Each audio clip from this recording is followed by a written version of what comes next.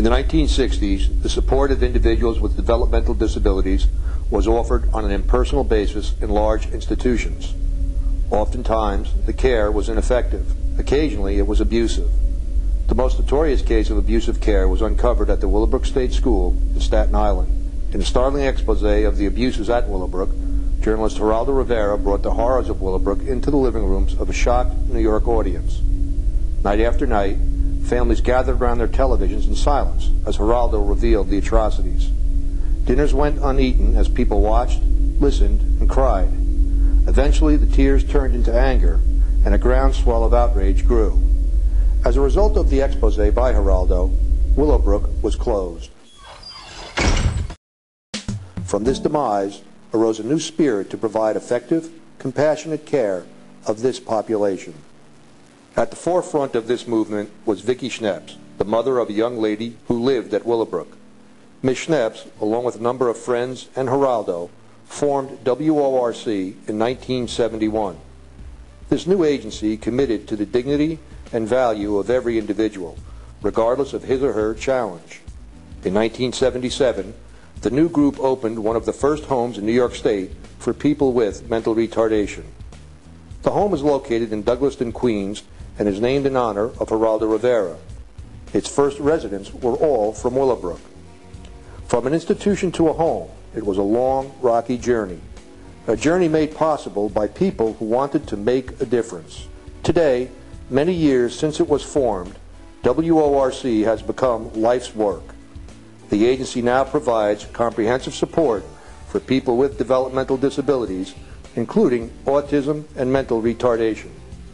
Life's Work manages 34 homes and 11 community-based services throughout Queens, Nassau, and Suffolk counties. Despite its growth and name change, Life's Work remains committed to protecting the dignity and value of every individual, regardless of his or her challenge. Since it was formed in 1971, Life's Work has been almost solely dependent upon Medicaid funds to make a difference in the lives of the people it supports. But with each passing year, Medicaid is funding less while reducing its payment for costs it previously covered. And even at its current level, Medicaid funding has never been more vulnerable. Across the nation, from coast to coast, Medicaid-funded programs are being cut. In fact, New York State is becoming unique in how it funds mandated services. In order to prepare for the tide of change that is approaching our shores, Life's Work is attempting to connect to new private donors, people who also want to make a difference in the lives of others.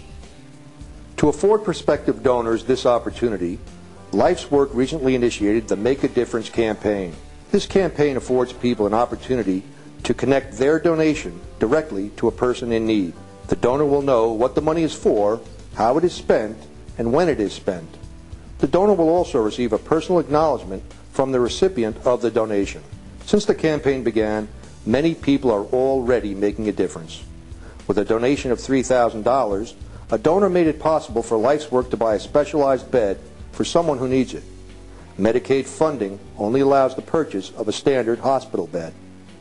With a donation of $5,000, a donor made it possible for Life's Work to purchase a specialized wheelchair for someone who has trouble fitting into the Medicaid-funded standard wheelchair. A $5,000 donation also made it possible for Life's Work to purchase a Dynavox. This is a special image board that enables a nonverbal individual to express his or her thoughts. Medicaid does not provide funding for this item. With a donation of $1,500, a donor made it possible for Life's Work to offer a stipend to support an individual in her pursuit of volunteer employment. $500 made it possible for Life's Work to treat the individuals in one home to a ball game at Shea Stadium. At the high end of the need continuum, a $10,000 donation made it possible for Life's Work to purchase an emergency generator for one of its homes in case of a power outage. As many of the homes have medical equipment that is powered by electricity, the generator is a much-needed item. And a $35,000 grant from a local politician made it possible for 12 children with autism to participate in the Life's Work Music and Art Therapy program. The growing needs of Life's Work are now presenting many opportunities for a donor to make a difference. Every dollar is needed, and 100% of it will be put to the exact use as specified by the donor. Hi, my name is Peter Smergett, and I'm the Executive Director of Life's Work. I want to take this opportunity on behalf of our board of directors, our staff, and the folks that we support to thank you for contributions both large and small to this organization. I hope that the short video that you've seen enables you to understand and that we convey the message that contributions to life's work truly make a difference in the lives of the people that we support. On behalf of them, thank you. You truly make a difference. We hope that you too will commit to make a difference by contacting Life's Work today at 516-741-9000, extension 241. Thank you. Thanks.